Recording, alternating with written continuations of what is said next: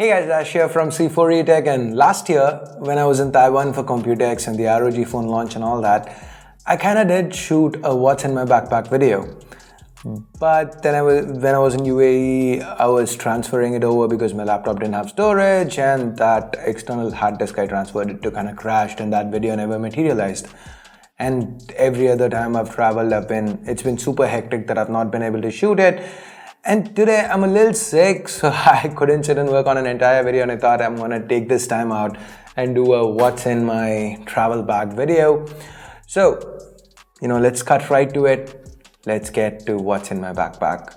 And before that, hey guys, my name's Ash. You're watching C4E Tech. You end up liking this video, don't forget to turn on notifications by hitting that bell icon.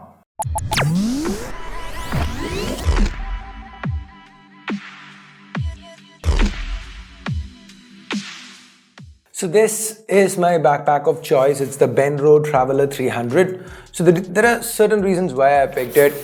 It's got a lot of storage space and it's not too heavy. And again, when I'm traveling, there's a 7 kg limit because a lot of times I'm flying out on economy, and there's only 7 kg that I can carry with me. And most of the things in this backpack have a battery in them, so I can't just throw them into my check-in luggage either. So hence this backpack. And before we actually open it up, let me start from here.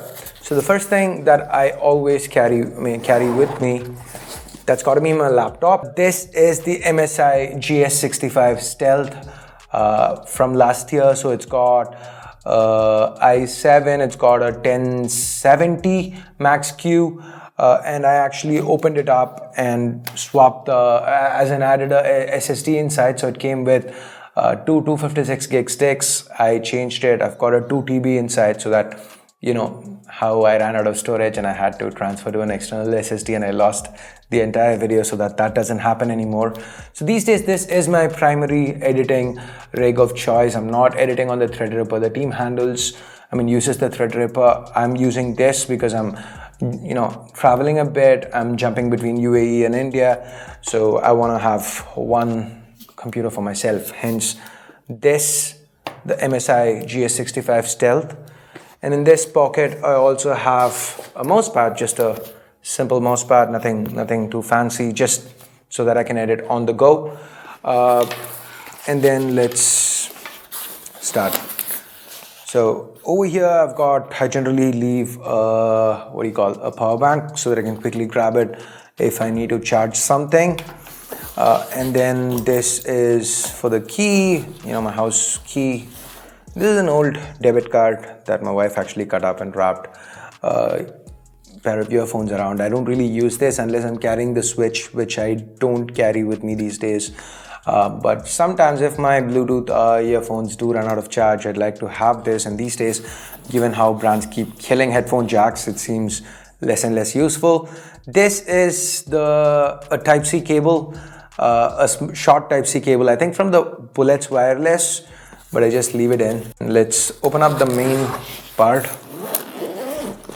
So this is where all my basic stuff is at. So the first thing I have is my current mouse of choice. This is the Roccat Leader. So it comes with barring your regular center and your left and right clicks, it's got 1, 2, 3, 4, 5, 6, 7, 8 and 10 keys, I guess, which with a modifier makes it like 20 extra keys, and even your regular left, right and center can be reprogrammed, so that makes it like 23 customizable options, which is amazing when I'm editing.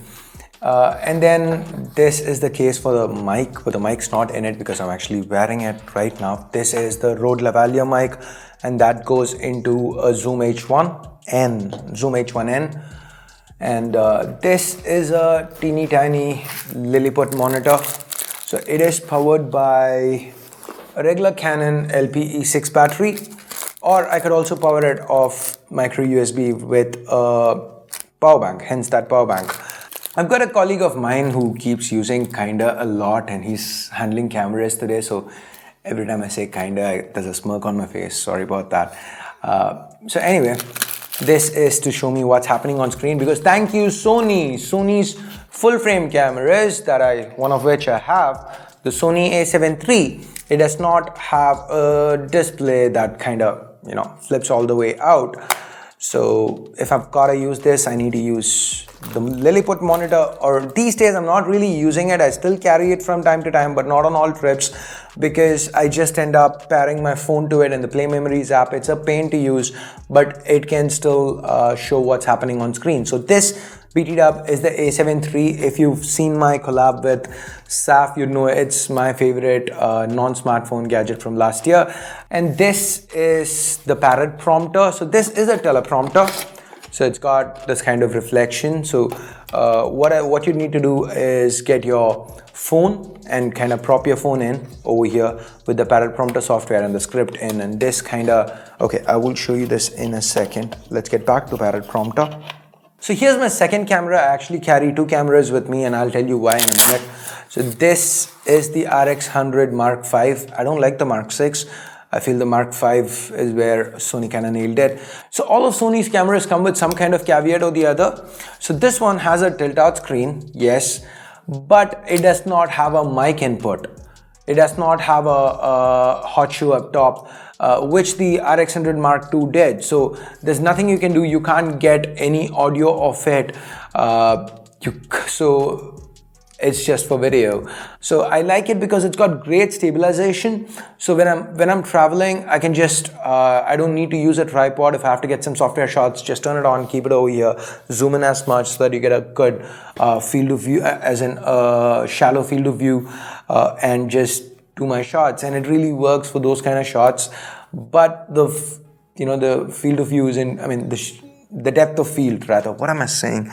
The depth of field isn't that great because it's got a teeny tiny sensor compared to something like the A7 III, which is why I carry both. Alternatively, what I could have done is carry an extra lens with the A7 III, but that kind of becomes heavier than this and it doesn't allow for handheld. So this is my travel lens of choice. It's the Sony FE 228. So I mean SEL 28 f20. So it's a f2.0 lens, it's 28 millimeters, and I do have a couple of add-ons to it that makes it even wider, but they are heavy and I don't carry them on the go. This is a good lens. This was recommended to me by Dimitri from Hardware Canucks.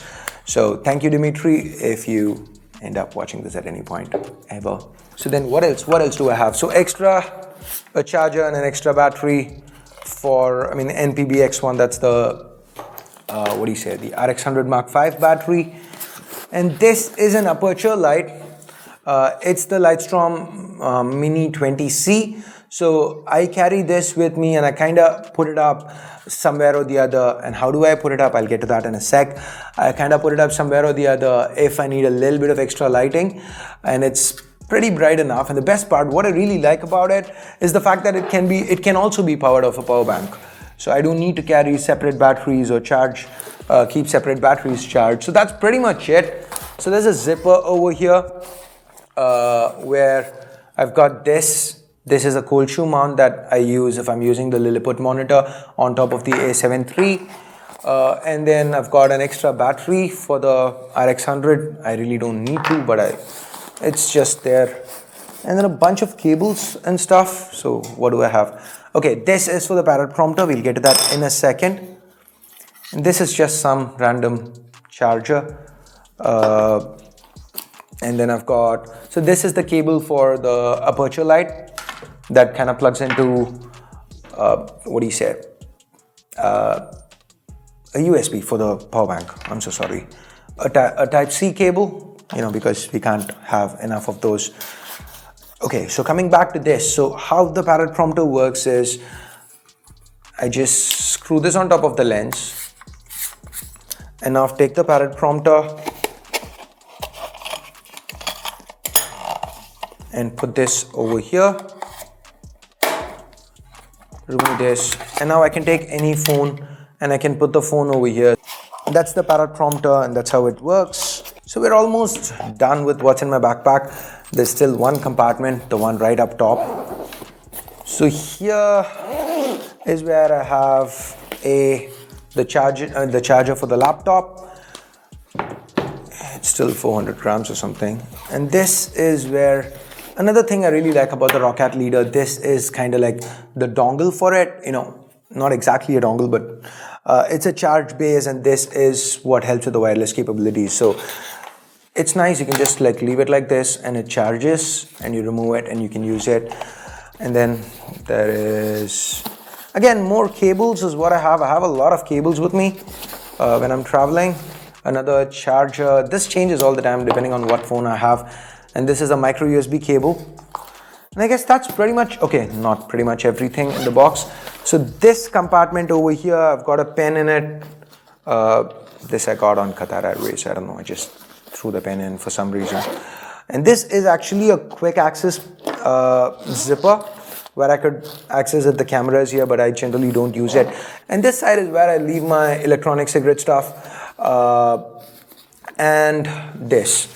So this is just a regular little mini stand. So if I'm on a flight and I just need to watch some videos or something, I just put it on, prop my phone up against it. And that's not it. Okay, I was just about to say that's pretty much it, because there are a couple of things that aren't really part of my travel bag, but then, you know, we've spoken so much about my shooting on the go that I really wanted to show you guys this as well. This I kind of put in my check-in baggage because it's not electronic.